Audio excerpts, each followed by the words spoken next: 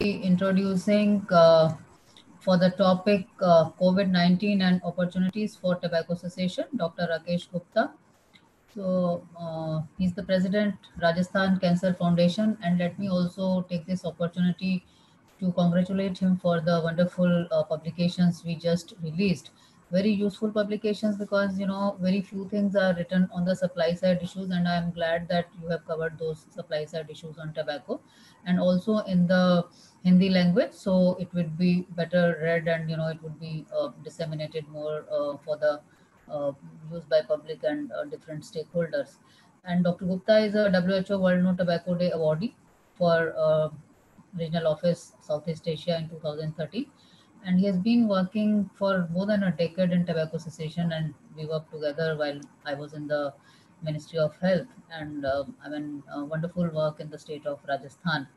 And also the Quit Lines, which India is now having, and he's associated with that, and member of Asia Pacific Regional Network of Quit Lines since 2012, and he has developed a model on systems approach in tobacco cessations.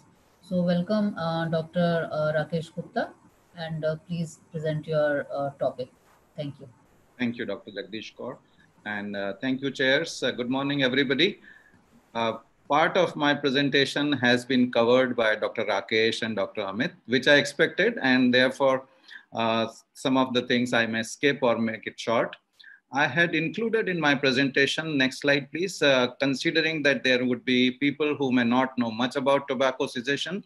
So I tried to divide the presentation in 4 components of background information, the current situation on tobacco cessation from Indian perspective, and then I'll focus a little bit on problem statement, the gap analysis challenges, and then I'll talk about the rationale for interventions and their availability a little differently than what Amit has said, and then sum up with some recommendation from my point of view. Next slide, please. So we know about the tobacco cessation that it's expressed in the WHO FCTC through Article 14, and COP4 guidelines had especially focused on it. In Empower is not an orphan anymore. I'm glad about that actually, and many of us should be. And also because there is a specific focus to the WHO Global Report of 2019, but it worries that there are only 23 countries, including India, which have the comprehensive cessation services. It also reported that an estimate that if 14 countries between 2007 and 2014 had the cessation delivered, 1.5 million lives could have been saved. Next, please. Further in the background on tobacco cessation, and this in reference to COVID, that smokers carry the risk of getting self-infected and have a higher suffering and mortality through the already damaged lungs and their lower immunity. Users of smokeless tobacco, as Amit has said already, are potential spreaders through their inevitable act of spitting and others inhaling that contagion. The dual users are not addressed, but I consider that that gets implied when we talk about the smokers and smokeless tobacco users. Next slide, please. Next slide, please.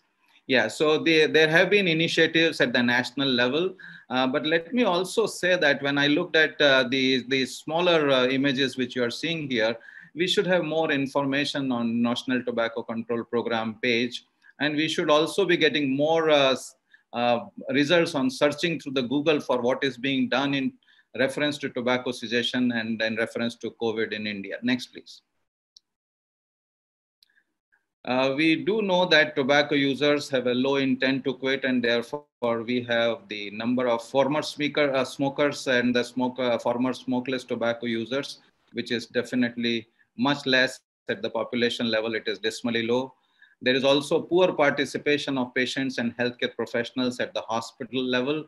And we find that many of them not only don't get an advice to quit, as we advance through the treatment part, the lesser and lesser frequency is there for providing an assistance and the follow-ups. There is a negligible presence of tobacco cessation clinics in the private health sector, and their numbers is not known even in the medical colleges and the national institutes, which I think is very critical in enhancing tobacco cessation overall and could have had an impact during this COVID era. There is also, in reference to tobacco cessation, no coverage is there in medical and health insurance. And I think that's a big deterrence in the private health sector where they want everything to be reimbursed. Next, please.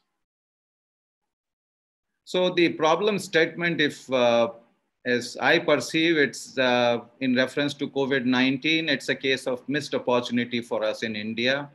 The motivation, intent, promotion, resources, access to quit have been mostly missing as such overall, but tobacco users were definitely highly motivated and they were not informed and supported during the lockdowns 1 and 2 specifically. And that I consider is the case of missed opportunity. That was the time we should have perhaps promoted tobacco cessation more intensively. And now there is a situation where the tobacco users feel that why quit now that the unlock has opened the sales. So the tobacco is available. So the motivation has gone back. Next, please. The rationale for intervention stays as it is, as it was before COVID also, that quitting benefits every tobacco user, current or occasional, regardless of the age. There is a lot of information which has been given through WHO on its specific report on COVID and tobacco or nicotine in form of question answers. I will refer to that as well for everybody who wants to know more about the subject. Next, please.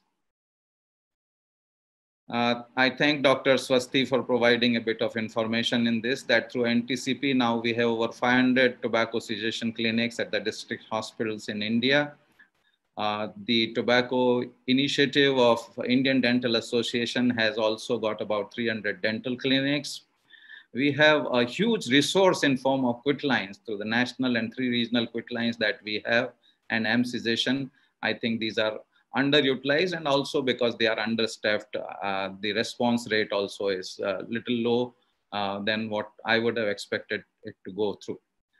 The NIMHANS, the other national mental health institutes, the psychiatry departments and psychiatrists and counselors working in private health sector, they do provide tobacco cessation services.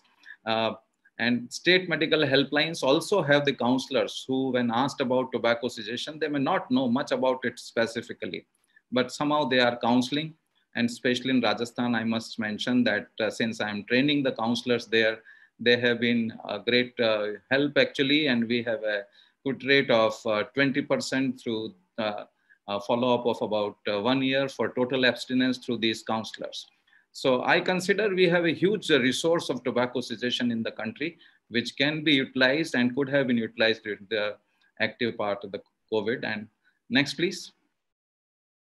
To sum up, I would say that although the singular opportunity got missed, it's never too late to quit. Quitting benefits anytime. The national policy requires tweaking in to promote quitting through the sustained mass media campaign, strengthening of the quit line, M cessation, and the TCC in form of resources, especially the human resource and the financial resource for providing the NRT specifically free of cost.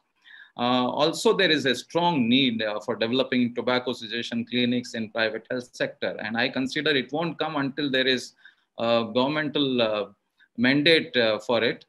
There is also a need for engaging private, the medical and health insurance for providing the cover for reimbursement in view of the larger private health sector that we have. And lastly, I would say that there is a need to have a real-time national grid on tobacco cessation delivery to monitor, evaluate, and the report with transparency as to how we are doing with tobacco cessation specifically during COVID era, but otherwise also. Thank you very much for your kind attention.